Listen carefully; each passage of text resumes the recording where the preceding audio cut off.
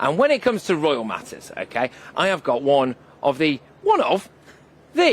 top expert with me. It's Michael Cole, who knows everything there is to know. I mean, he is basically royalty himself. I'm delighted to say that he joins me in the studio now. Now, look, fantastic. Thank you very much for pitching up and putting up with me.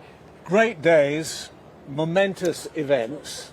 I'm proud to be working with GB News on the great day. And if the opportunity arises, I shall gladly say the loyal oath to His Majesty the King, because I believe, I'm sure, that a constitutional monarchy is one of our best defences against extremism and dictatorship. And we've all benefited from that over the years. And I'll tell you, Patrick, this coronation, of course, there's the marching bands, there's the crowds, there's the golden coach, there's the street parties, there's a concert. But actually, it's all about loyalty. And there is an important element of consent. The king is asked if he's prepared to give the coronation oath. And if he is prepared, and he has to say, I am prepared to take the oath, it's an oath of loyalty to God, to the people, and to the church.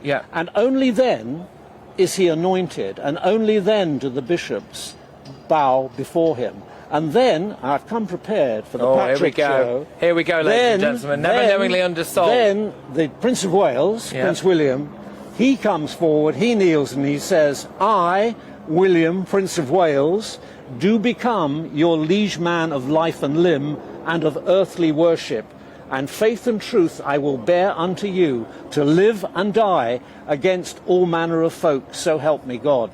Now this comes from an age when a coronation was literally a matter of life and death. He had to know, the new king, that he was accepted, and he had to know where his friends were, and he also had to know where his enemies were.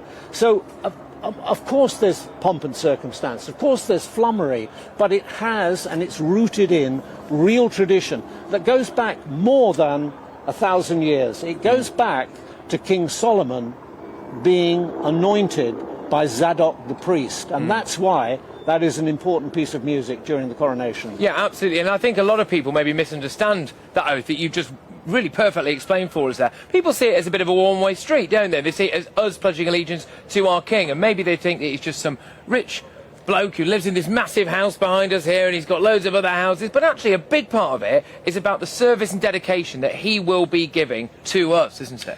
When he gets the orb representing the world in his hand, which is power, and he gets the sceptre of justice, these are not baubles, these are gifts not given for his own glory, but to exercise for the people, for the good, and to serve God, essentially. It is all about service, and it's interesting that King Charles has altered things, because coronation services have altered over the centuries, and he's brought this in, that it starts with service. And this business about the oath, which is of course completely misunderstood by critics, is actually, it has his fingerprints all over it, because he wants it to be inclusive. He wants the people who've come here to feel that they are part of the nation. Now look, I was 10 years old at the last coronation. I was 10. Is this the bit where I'm supposed to go, no, surely you shouldn't, but you can't have been born? No. The point about it is, in that country, 99% of the population were white. Now we have a very diverse, culturally different country. This city that we're sitting in now is one of the finest examples of an integrated society you'll find anywhere in the world.